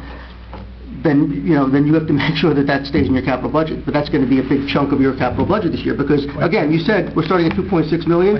At the end of the day, our capital budget is probably going to be around $1 million. And I'm not disagreeing with you, but my understanding of the expectation from open space, we're not making a binding commitment. We're making a position. Our position is that we wish to do this, that we would. But I don't think a letter from the mayor would then obligate us. I think that would come down the line a little bit. But it would definitely show that we have the intent to move forward. And that's what I think the mayor is. And I think we do have the intent to move forward, whether, all things being equal, we don't know. So I think a letter from the mayor is a good idea. Because I don't even want to use a letter, because once you sign the application, you're attesting to that. Because it says I thought because you were making a distinction right now, we were sending a letter. Yes, but I don't understand why about a Marco asking for this letter, because it said when you apply for the grant itself, the action of the council, you have to show that you're going to commit to match whatever they're going to give you, and that the project is going to be completed. So the act of actually completing the application, you've already made that commitment. That's your de facto letter. Ed is correct, and also when we signed the application, it was for the amount of the grant, which was $174,000, with the certification that if we received the $170,000, we could match it and do the whole project. Now we received a letter from Abbott and Marco saying we can't give anybody 100% funding out of this year's open space account. We need you to make a decision whether or not you're going to scale down your lighting project based upon the amount that we will eventually award you, or if you're going to make up the difference in your local budget. Because I believe, and Alan will confirm the numbers, because I believe we already have sufficient funds put aside in last year's capital funds and open space, and the year before that. We put away money for like 2 years already. But I think whether or not we receive full funding from the county open space, that we can complete 100% of the project, so that we can tell the county that we will accept whatever they award us, but we commit to fully funding the project anyway. We're not going to scale down the scope of the project. We can't put up half the lights. No. We have to put up all the lights. So that's where we are. So we need Alan's report back. Yeah. Okay, I understand that. Thank you, Mayor. With regard to the, you may need a crystal ball, and I don't know if you could predict this, but with regard to the SW salary and wages part of the budget, any way of predicting any impact that would have with the negotiations with the free bargaining units occurring? Well, the only thing I can tell you is there's still a state law on the books that mandates that the police receive no more than a 2% increase, which ties into our levy increase. Now, how that is derived is going to be, come out of negotiations. Is it a firm number that comes from last year's base salaries and includes cost of living adjustments and step increases? Is it, what happens if there's some sort of a give back? Is that netted out of whatever the increase is? So I think, I can make that statement that that's what you'll see in the newspapers, and state legislators say, oh, don't worry, there's an arbitration, limit of 2% increase. But I think, there's still some interpretation of that will have to occur. So, that it's a good predictor, in terms of the cost of living adjustment. It's a binding arbitration. You just asked my question, but I have just more detail. Mr. May, with this grant, are there any strings attached to it? Strings? For the open space. The strings are that if we get the money, we have to use it for that project, and we have to get it completed within a certain amount of time. Okay. And even that, there's no, it's not like some of the federal grants and other things where there's other obligations. The county open space is basically, we're going to give, it's to help towns fund some of these projects that may not normally be able to fund on their own by giving, it's a matching program, so, Mayor's right. I mean, and they've gotten stricter over the years because as money's gotten tighter, like everybody else, the freeholders try to look at those extra monies as to be used in their general budget and things like that, so they try to make sure that the monies are used quickly. They give you basically 18 months to do your projects. Well, not that they change their mind, but, and then this has happened in my job, it's happened where we've gotten projects that have gotten delayed and monies have gotten older, and they won't take them back very easily. They'll work with you to try to get you to spend it, get the projects done, and move forward. I'm asking this because our governor refused, you remember in the past, the grant to build another tunnel. Well, that wasn't a grant. Those were, the tunnel project was, that was different. And New York accepted it, and we just say no. But that wasn't a grant. That was a voluntary project, and that was coming straight out of state funds. This is different. Be somebody too. That's what's important.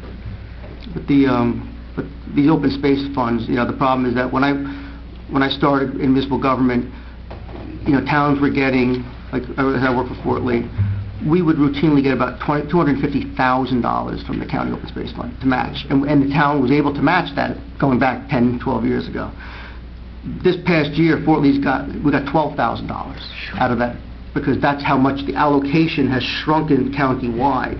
So, that's what Marco's point was that, we used to get, say, a $400,000 allocation for the 10 towns in this region. That $400,000 is now $200,000. So everybody's going to be getting, and what's been happening, and the other thing they used to let you sort of bank it informally.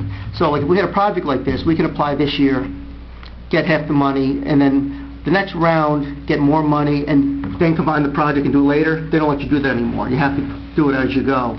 But the third thing, and I'll end with this, is that there's been more now, for lack of a better term, horse trading among the towns.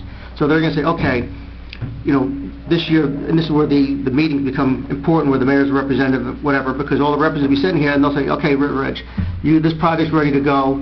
We're willing to let you get more this year, but the next year we don't want you making an allocation, and that happens too. There's these agreements among the regional subcommittees to do it. But when this pop's been shrunk so much, it's hard to even. And we're planning on improving the open space, or we just? No, that's already in place. That's different. That's not the issue. The lights that we have down by the swim club, the KGB, they are, I forget how many years old, 25 years old. They're very difficult to maintain. Right. We spend thousands of dollars every year replacing bulbs. They're manually operated, so you actually have to have someone to do the switch. And there are, what do you call it, the candle? Candle? The lighting, the foot candles. Foot candles. The illumination. Are insufficient according to safety standards for the ball playing. So the new lights that the Recreation Commission has recommended are more wattage, more energy efficient, and automatically operated by a computer. Actually, more illumination, less wattage. They cost... Yeah, LEDs, right? Yeah. Yeah. Okay. Better Yeah, better maintenance. Mayor, my question is, Saturday the 17th and/or the 20th, or both? What I was just suggest is, I don't know if there's a need to meet on Saturday, to be honest with you. I don't know whether we're going to have any more information by then. I think maybe by that Tuesday, if we could do Tuesday evening, maybe we can have a meeting, even if it's a full meeting later in the week of the Finance Committee to decide how we should go forward, and then Tuesday night have a first meeting to explain to everybody how we want to go forward, and then go forward to go forward. So, 26th, right? That's what I'm thinking, unless Alan has a No, different... I agree with that. So, all right, so the Come next 20th, Saturday, we're not going to get anything done. 20th at 6 o'clock will be the formal meeting of Mayor and Council on citizens' budget. And maybe- I'm not available on the 13th, or the 14th, or the 15th of this week. I have appointments late afternoon, early evening. Alan, we're also canceling the 17th, right? Are we all... Yes, my understanding is the 20th is in lieu of the 17th. You said, what days aren't you available, Alan? Tuesday, Wednesday, Thursday. You're not available Tuesday, so you available Friday? Friday, yes. If maybe, then maybe we could schedule a brief meeting with just the, Sure. not with everybody, just the Finance Committee. We could just... I'll have Judy reach out to the committee members. What time are you thinking Friday? Late afternoon or something? Whatever's good for you, Alan. If you want to do it in the morning, if you want to do it... During the day would be better. Or evening, whatever. If it's a day, I'd prefer either toward later in the afternoon or in the morning, yeah. Fine. But That's fine. either way, I'm good. if we can come to a consensus in the afternoon, I'll find a way to be there. I'm fine on so. Friday, whenever. Okay. Thank you for that. Alan, we're going to meet Tuesday the 20th. Mayor, there's one other announcement I was asked to make. Yes, If you are taking your books home, but you do have it back to us first thing Thursday morning, then I think we'll be able to put the outstanding items in their notebooks either Thursday morning or Friday morning to get them to you for the next, meeting.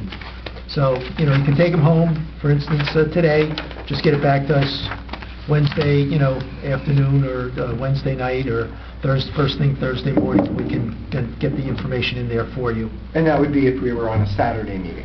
Yeah, if you're on a Saturday, or the following, for the following Tuesday, just get it back to us by Thursday morning. We'll do this stuff. Alan, I have a question.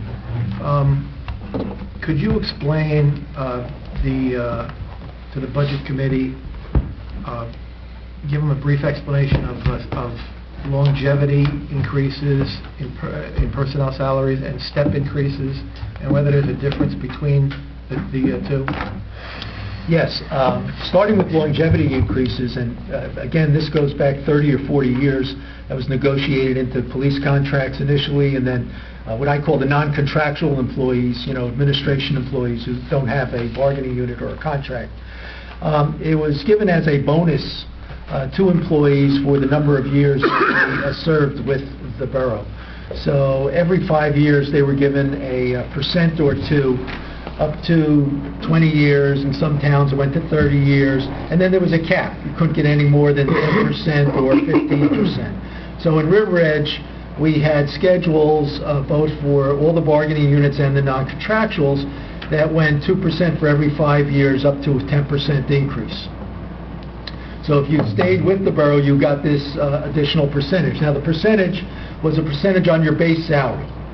So, if you had a base salary of $10,000 and you had a 5% longevity, that was another $5,000 that was added to your base salary. So that was on a percentage basis. Then I think around 10, 15 years ago, we negotiated from the Department of Public Works and we took it away from the non-contractual employees. All hires after a certain date would only get flat dollar amounts. And these flat dollar amounts were based on the percentage increases where we left off. So it was like, $500, $1,000, $1,500, up to maybe $2,400 total. So we had this flat dollar system. And so we stopped the compounding that was going on. And then after that, through additional negotiations, we finally negotiated out with the Department of Public Works both percentage and flat dollar amounts. And by ordinance, the council said any new hires after a certain date will no longer receive longevity, either percentage or flat dollar. Now, the police were another matter. And at the very last contract, 4 years ago, we were able to get them off of a longevity percentage increase, and we created a career scale, which incorporated some of the longevity payments that were made to other officers.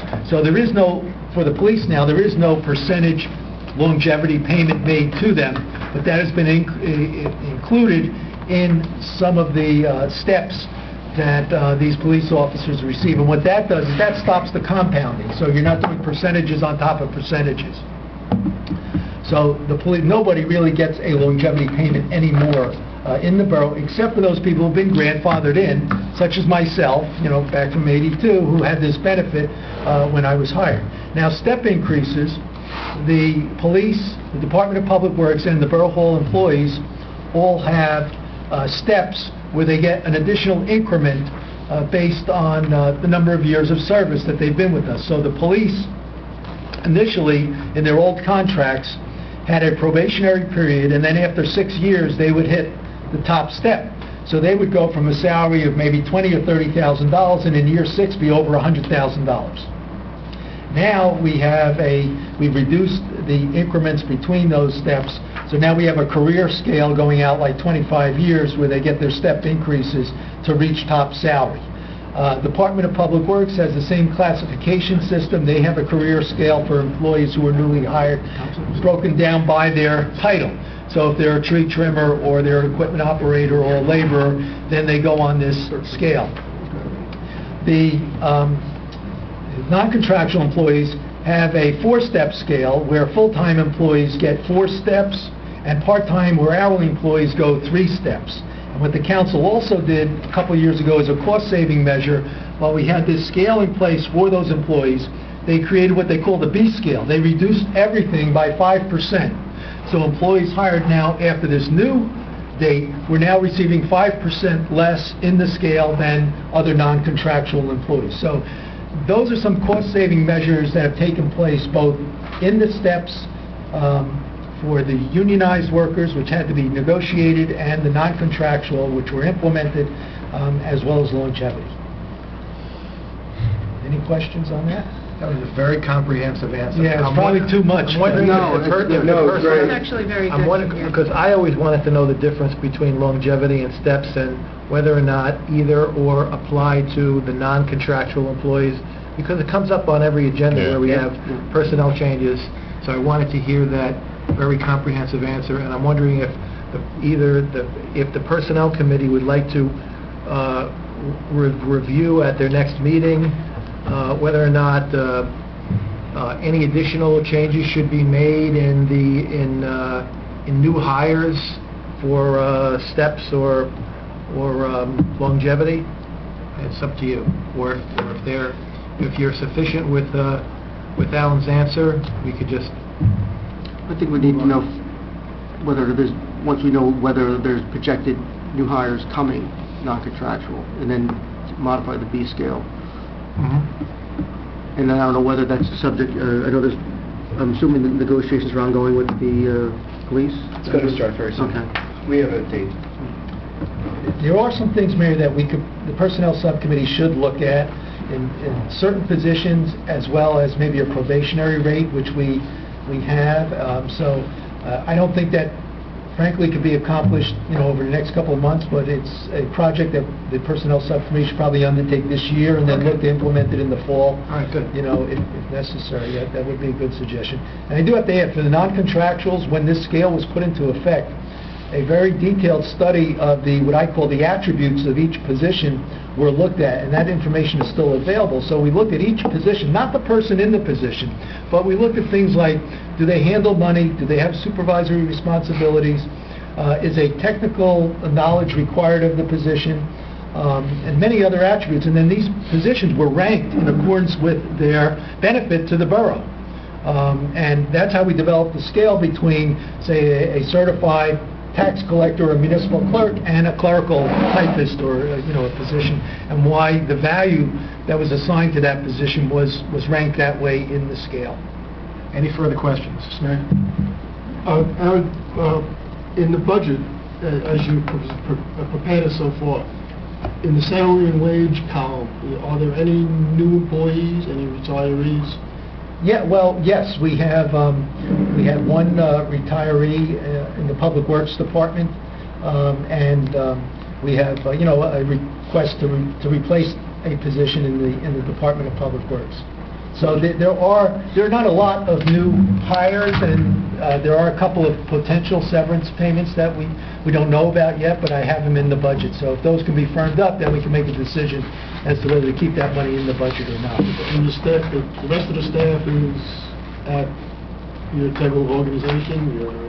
The police department is at the table of organization, and we anticipate some promotions this year, but we do not anticipate any new hirings in the police department for those positions. We've done all of that as far as I know. The Department of Public Works, we have a potential couple of promotions which need to be discussed with the personnel subcommittee, and we may have to hire a new laborer if those promotions take place this year. But beyond that, and then for the non-contractual, I don't anticipate any new hires. Is that factored in already? Yes, all of that's been factored in. Yeah, That's estimated. it's all estimated. So if we get firm decisions, then, or another thing that Personnel Subcommittee will do is if there's something that needs to be done this year, they may say, well, you know what? We're not going to commit to it until the summer or the fall to do this. So that means we have to prorate whatever number we have in at this point to match the timing of that particular activity, whether it be a promotion, a new hire, or whatever. So those adjustments also will take place once we meet with personnel, and personnel gets to meet with the department heads and have a full discussion of these things and comes back with a recommendation to everybody. And we have done that in the past. Oh, yeah, that's Put off the hiring of labor or... That's standard operating procedure. Okay, so be that, we understand we hired some rookies in the police department. The reason for that was to cut off the overtime that the older officers were taking, to fulfill the jobs. And we hired some more just to do this stuff. So how many people are retiring right now from the police department at this point to... Well, we hired the new recruits to replace the retirees? to replace the retirees. Okay. And there are, I haven't heard of any requests for retirement so far in 2015, so we don't have the chief asking us for any more new police. But did you notice any increase in overtime payment since then? No, there's been a decrease in There's overtime. been a this year. decrease in overtime. It'll never be zero. And it's because it's a PBA, they go in with the seniority for requesting overtime, or I don't know what the rule is.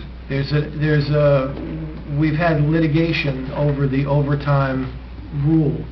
There's an overtime rule that's built into the police contract that requires the chief to follow the negotiated labor agreement when overtime is needed. You have to call in the most senior officer on that shift for that shift, and then you go down the line. Mm-hmm. So, But because of the salary changes, your chance now of getting lower paid personnel coming in overtime has been increased. I agree. So that's where, so that's the thing, so It was 60 years, they reached $100,000. Right now, we linger that. yes, So it's still a benefit for us. there's been a huge benefit. I think we've changed the steps from 6 or 7 steps to 20 steps. Mhm. And now it takes 20 steps to get to the Well, top. that's all a benefit. Yeah. Okay. The question is, how do you control that going forward? Because now when everybody moves up the scale, then it has bigger pressures in future budgets, so it's not like it's, That's why Mr. Mayor is a politician, because he has to... nothing to do with that. You have to wine them and dine them. I'm usually in the minority. Okay. All right. Just logistically, correct, the next meeting of the Mayor, Council, and the Citizens Committee would be Monday the 20th at 6 p.m.? Tuesday. Yes, Tuesday. Monday's the Martin Luther King holiday, so we don't... Oh, okay, this is great, okay. Thank you. Monday was White House, No, I'm going from the email, okay. 20th. The No, that hasn't been decided. That's questionable. If they do, I'm not going to be here, but they still want to meet. I can't be there the 26th. I know, I'm reading from the email, that's why I said what I said.